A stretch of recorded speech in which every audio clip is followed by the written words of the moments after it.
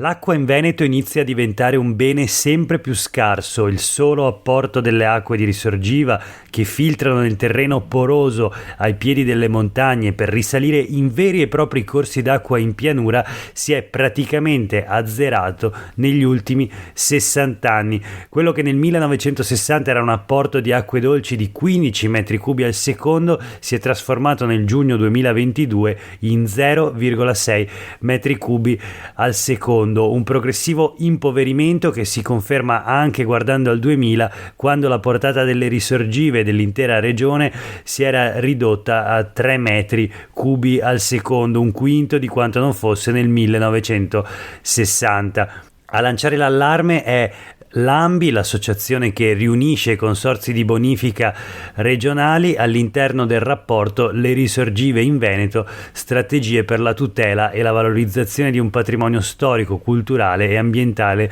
unico al mondo.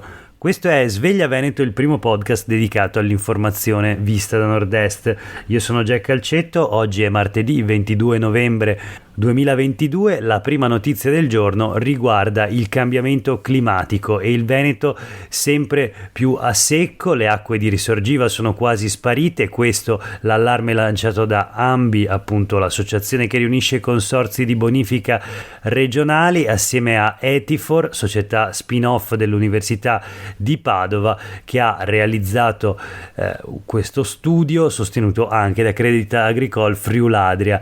Uno studio presentato ieri a Padova negli spazi di Le Village by Cat Veneto, Triveneto, uno studio di cui parlano oggi i quotidiani del gruppo GEDI con tutta una serie di dati. In sintesi, il dato più importante: nel 1960 l'apporto era di 15 metri cubi d'acqua al secondo, a giugno 2022 è sceso a 0,6. Il presidente dei consorzi di bonifica dice che l'agricoltura così è a rischio. Proseguiamo con la rassegna stampa di oggi, parlando sempre di clima, anzi di meteo. È allerta meteo a nord-est. La notizia sul Gazzettino di oggi: bora e pioggia sul nord-est, il Mose alla prova ciclone, prevista una marea a 170 centimetri, molto vicina all'acqua granda del 2019, 187 centimetri, il picco di marea raggiunto in quell'anno quando il Mose non era ancora in funzione e una gran parte di Venezia fu allagata. Oggi la laguna è caricata dai venti di scirocco. I sistemi di smaltimento delle acque piovane rischiano di andare in tilt, con conseguenti allagamenti e inondazioni in 3 bacini. In montagna previste nevicate già a 1000 metri, preallarme per le criticità idrogeologiche. Insomma, un'allerta su più piani. C'è Venezia da un lato, dove il Mose ci impiega 6 ore per entrare in funzione dal momento dell'allarme. C'è il rischio allagamenti in appunto 3 bacini e c'è la montagna con le nevicate previste a 1000 metri. C'è l'allerta blizzard in buona parte delle zone della pianura veneta, forte vento e possibili rovesci, ma appunto è soprattutto il vento estremo che minaccia la pianura veneta. Vedremo se il Mose reggerà appunto la prova del ciclone, i fortissimi venti di scirocco.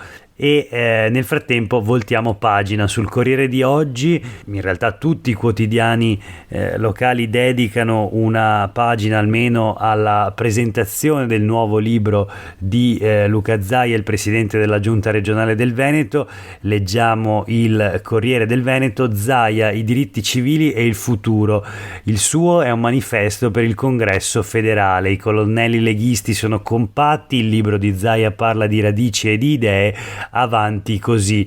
Sì, perché la pubblicazione di questo nuovo volume si colloca all'interno della stagione dei congressi da lungo tempo attesi all'interno del Carroccio.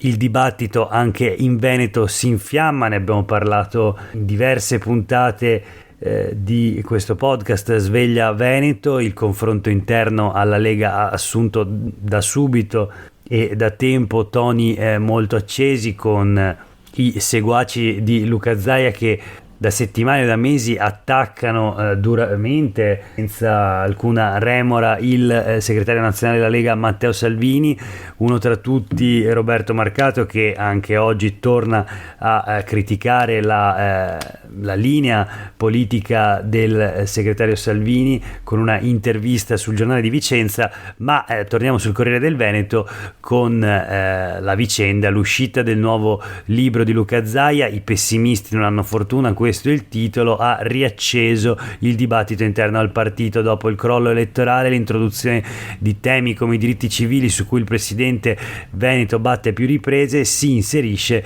nell'incandescente clima congressuale. Soprattutto da Veneto e Lombardia si consolida la fronda contro Matteo Salvini. Abbiamo una serie di dichiarazioni: Marzio Favero, consigliere regionale della Lega: Zaia fa bene a marcare questi temi, mi piacerebbe avesse un ruolo più politico oltre che amministrativo, ma sta lui a decidere. Paolo Feltrin: non dal basso dell'8% della Lega nazionale, bensì dall'alto del suo 77%. Zaia così guadagna tempo e si crea un palcoscenico tutto suo. Roberto Ciambetti, presidente del Consiglio regionale del Veneto: il congresso federale dovrebbe essere lo spazio per discutere della linea del partito e quindi anche di questi temi, qualcosa che ci manca da un po'.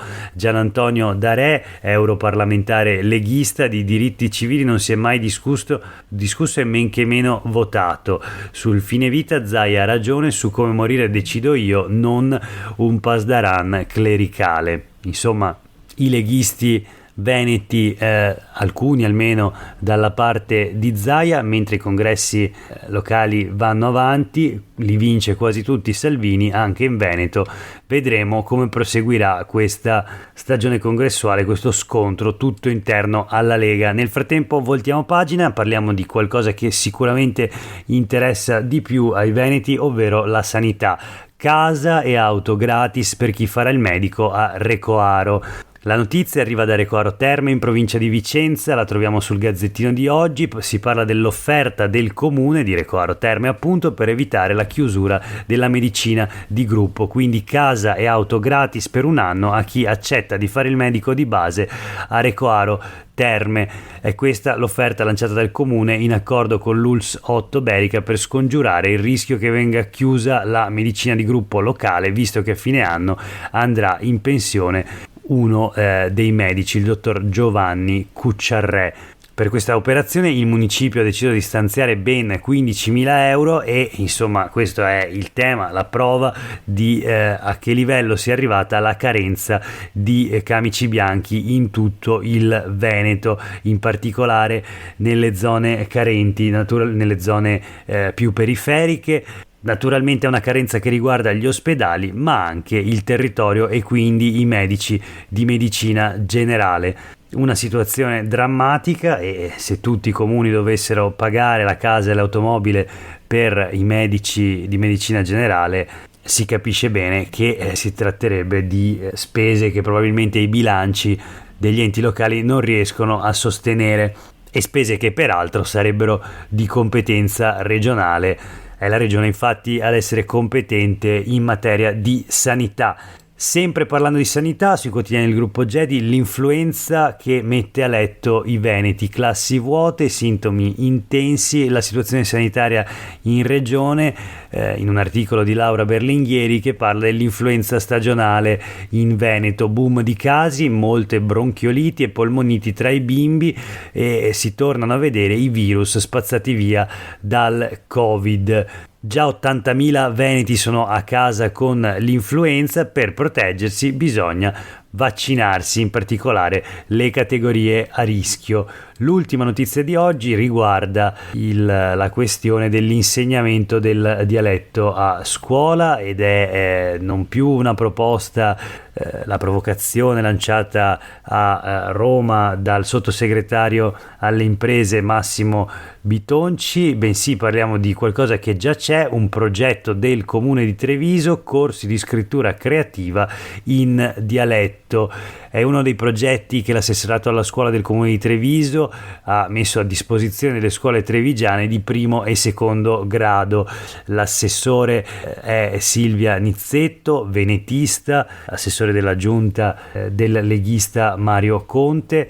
Dice Saranizzetto: il bilinguismo apre la mente e aiuta a parlare meglio l'italiano. La reazione dei sindacati della scuola è estremamente critica.